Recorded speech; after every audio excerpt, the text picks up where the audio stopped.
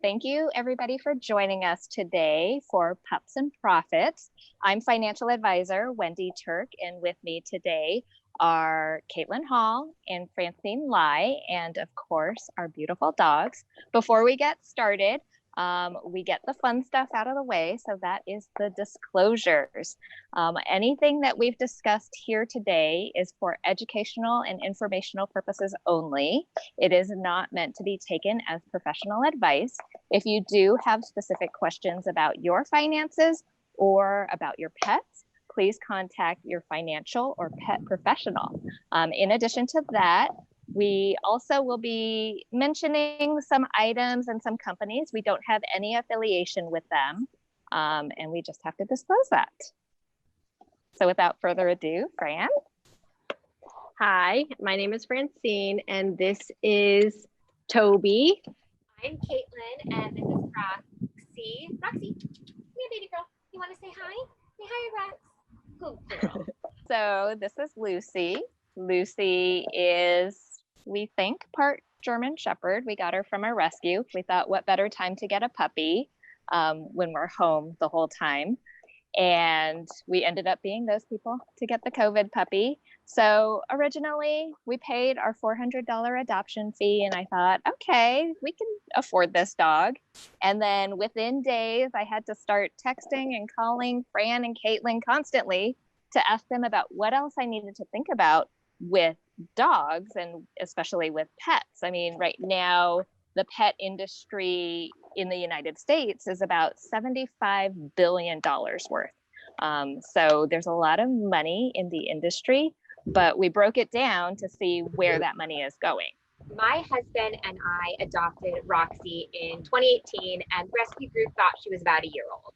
My previous dog, Marlo, before Roxy, he passed away from cancer earlier that year. And I remember the bills that were just stacking up because of his cancer. And thankfully, we had insurance, so we didn't have to worry about what type of treatment to give him. So when we got Roxy, it was no question whether we would get insurance for her. And boy, was that a good idea. Roxy has, I would say, the most expensive paw in Los Angeles. And I'll try to show it to you. I don't know if you can see her scar on her paw. There it is. But shortly after we adopted her, she broke her toe. And she had multiple procedures, bandage changes.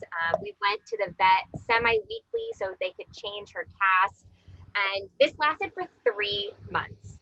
I'm not exaggerating when I say that her broken toe cost more than $15,000. Since Roxy was young and healthy when we got her, her insurance premium costs about $55 a month. On average, pet insurance costs about $40 to $100 a month, and most policies typically cover accidents and illnesses, but not necessarily wellness visits or routine vaccinations. Most policies also have a deductible. And for Roxy, we use Trupanion, which is a per incident deductible, while other companies have annual deductibles.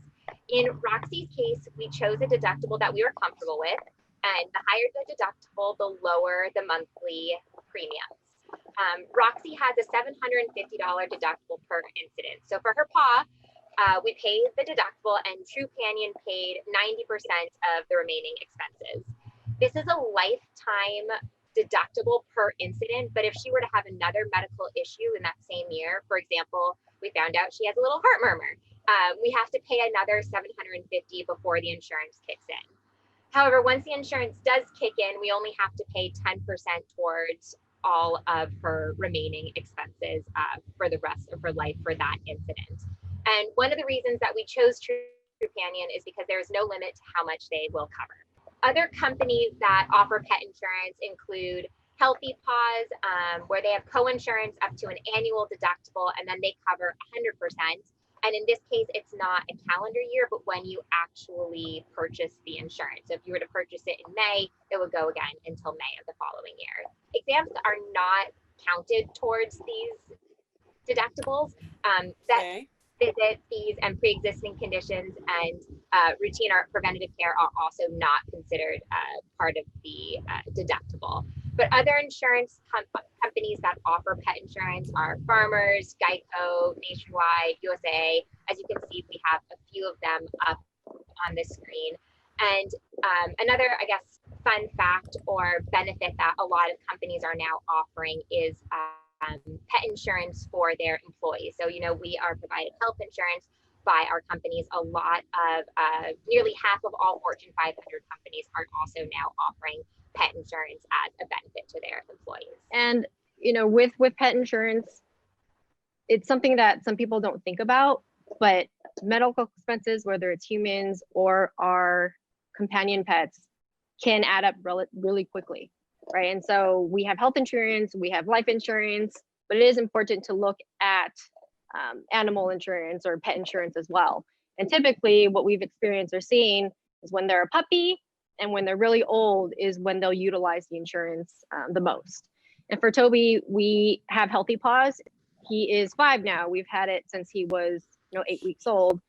And he's gone to the vet fair share because he has skin allergies or some allergy that we can't figure out what's wrong, whether it's food allergies or environmental allergies. So he's been to the vet quite a lot, and he has had a lot of tests done, whether it's cultures or blood draws. They want to check his heart. They run a bunch of tests in addition to ointments, drops, medication, antibiotics.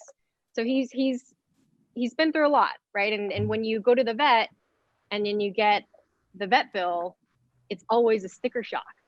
And one of the things that sparked our interest is you start seeing a few names and companies that keep coming up. So these companies are clearly making a lot of money off of Toby, but also protecting him. So I'm okay with that. But in particular, IDEXX Laboratory, I run a lot of his tests. Any test that you do is typically run through IDEXX for your companion pets. In addition to Zoetis, which is a company that provides a lot of vaccinations, preventative care, and antibiotics and other skin medication as well. So we know because the pet industry is continuously growing and expanding quite quickly, this is an area and segment of the market and industry that we want to be in, and we will do anything for our pets. One tidbit that I've realized is that sometimes some of the medication that is offered through the vet, you don't necessarily have to purchase it there, because I found that some of his ointments or his drops are actually double or triple the price through vet services. Wendy will talk about this, but there are online retailers like Chewy.com and 1-800-PetMeds that offer exactly the same medication for at a significantly cheaper price. And you still will need a prescription. So when you go to the vet, you'll just want to let them know so that they can sign off on it. But that's a way to save on some sort of cost when you go to the vet. And another, when we're talking about pets, another good resource that I found is, since he's a golden retriever, we like to look up the medication before giving it to him. We like to visit golden retriever forums because oftentimes the same breed might have similar conditions and what other people have done. So it's just nice to know that there is a support system, so you don't have to try to figure it out on your own. And there's a community out there for animals. So when we adopted Lucy, we knew we needed some things for her. She is our first family dog. As I mentioned, we paid our $400 adoption fee, but that is not where the costs ended. We had to get dog dishes, leashes, tags, snacks, dog food, you name it, puppy pads. We had to get a lot of things. So it made me think, where do people go for their pet supplies? I think when I was growing up, we had dogs growing up, but we basically just bought our dog food at the grocery store when we bought our own food. And now, as I mentioned before, the pet industry is about $75 billion in the United States alone. Of that, pet food and pet supplies is $48 billion. So about half of it goes towards food and supplies. And people are just spending more on their pets just per capita. So on average, people spend about $130 a month on their pet. And if you own a dog, you spend on average about $170. So where is that money going? For us, we ended up shopping at Chewy, which Fran mentioned. And we did have to run into PetSmart and Petco because the day that we got Lucy as a puppy, basically the rescue said, here's your puppy. And then we had to run out and get all those supplies. So conventional walk-in pet stores like PetSmart and Petco comprise about 47% of the market still. About 93% of cat owners and 88% of dog owners still go physically to buy their pet food. So these stores aren't going away, but online market share is definitely growing. The pet industry as a whole is growing about 4%. And of that portion, online purchases are about 20% of the $48 billion. Half of it is going to Chewy and half of it is going to Amazon. I think those are pretty predictable. But Amazon's pet food sales year over year have grown about 35%. So a lot more people, especially in COVID times, have been moving to online because, you know, you're not making that extra run to the store just to pick up dog food. Now you're going to order online and just have the dog food delivered. And then certainly every time that I've gone to order some sort of necessary item, I've thrown in like 5 toys and a brush and, you know, who knows what we order online. It's very easy to just click and then have things show up at your door. So it's definitely an industry that is growing, and the online presence is definitely growing with that. Some tips and tricks on how to save on your pet. Fran already mentioned some of them, where you don't have to order your medication from the vet. You can definitely go to a retailer like Chewy or Costco, I know, provides medications for your pet, but you also can either become a member of, I know Petco and PetSmart both have membership deals where it's membership loyalty and you'll get discounts for ordering there or for shopping there. And then definitely with the online retailers, the more you can do with subscribe and save, the more you'll save. So if you're saving on one product that you have auto ship, you'll maybe get a 5% discount. But if you have 7 things that are auto shipping, you'll get a bigger discount for doing that. So we have a few here, and a few of them I have saved us quite extensively. The first one is the Folex carpet or stain remover. And that works not only for your 4-legged animals, but I also have a 2-legged animal, my daughter, 2.5. So things get quite messy, whether it's, you know, food or spit up or just anything. And that has saved our furniture. The odors are gone. So I always make sure I have at least 2 bottles of that just in various parts of the house in case I need to grab it. For him, he's very, very furry, and I would still recommend this to anybody, but de-shedding and just brushing them so that they don't get knots, they don't get hot spots, you know, they don't just continue to itch one part that is matted or knotted is a good idea. So a de-shedder is handy, and as summer comes, I'm sure a lot of you experience it with your longer haired or even shorter haired animal, as they shed a lot. Toby loves to swim, and we take him to the pool, or, you know, we used to take him to the dog beach, and he has a fish toy that he loves that we just throw, and he chases and he rips apart and has a lot of fun with it. And then there's this one leash that I have found to be a lifesaver, or, you know, that I've used a lot, especially during COVID when I can't go to a gym, is one of the waist harness leashes. And, you know, it wraps around my waist and around, you know, his harness or his leash, so that when I go on a run, my hands are free, and I can run and not have to hold a leash, and sometimes it gets tangled. So I like doing that at least 2 or 3 times a week, and I think it's great, so I can still be on my phone, which is probably not great, but it works. And then for treats, we want to make sure that we're getting not as processed or more pure treats that have just the contents that we want instead of all these additives and preservatives. So for him, he really likes the Pure Bite, the liver treats, which are just freeze dried. They're semi-soft. So if your doggy is a little, or your animal's a little bit older and they don't have, their teeth aren't as strong, then it works for them as well. It disintegrates too. And then the anxiety collar, I think worked really well for Marlo, right, Kaytlin? Oh, okay. For Marlo, who got anxious if there's fireworks around, which probably you needed around 4th of July, or if they just, have high anxiety, that seemed to have helped. I'm desperately trying to keep Shadow here because Shadow, look, get both over here, Hey, honey. Shadow. Look at him. Look, say baby. See, she doesn't want. I'm like literally holding her here, or she won't stay. But her favorite treat is from Trader Joe's, Charlie Bears. I can't tell you how many people I know that use Charlie Bears. I think they're originally for like training, but we use them. We have them in our pockets, and the dogs in my neighborhood love them.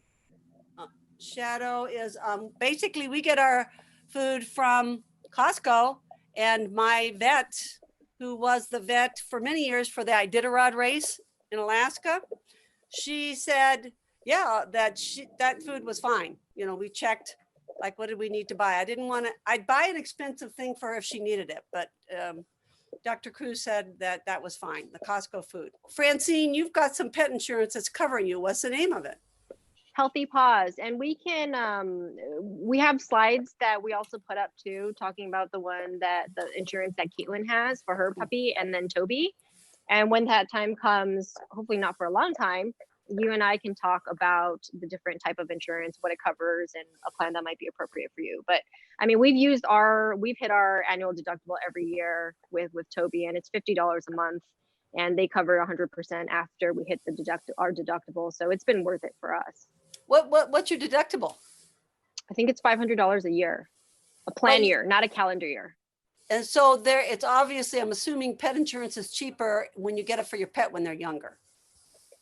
So puppies and older dogs, senior dogs tend to use insurance the most, right? If as a puppy they swallow things, or they get into something that they shouldn't, or you adopt and you may not know everything, their genetic history and so forth. So as a puppy, I would highly recommend getting insurance. Your premiums do go up every year, but still, it really protects you from major incidences, like as Kaytlin mentioned, she would have had to spend $15,000 out of pocket for her puppy that she got, within the first 3 months. But she had Trupanion, which is one of the insurance companies, so it really came in handy. Yeah. Okay. Well, if you have further questions, you can always watch our rebroadcast on YouTube, and you can always reach one of us via email or phone. My email is wendy@gerberkawasaki.com. Kaytlin? Pretty easy. Kaytlin at gerberkawasaki.com, and Francine at gerberkawasaki.com. Or call the office. We're easy to find. And if you have anything else you want to share, email us, and we'll just kind of send around our cheat sheet from today to everyone who RSVP'd. Thanks for coming, and hopefully we'll see your pets next time. But Toby says bye. You want to say bye, Rox? Say bye, Roxy. Say bye, Rox. We've disturbed. Lucy, say bye. Bye, Rox. Bye. Bye. Bye.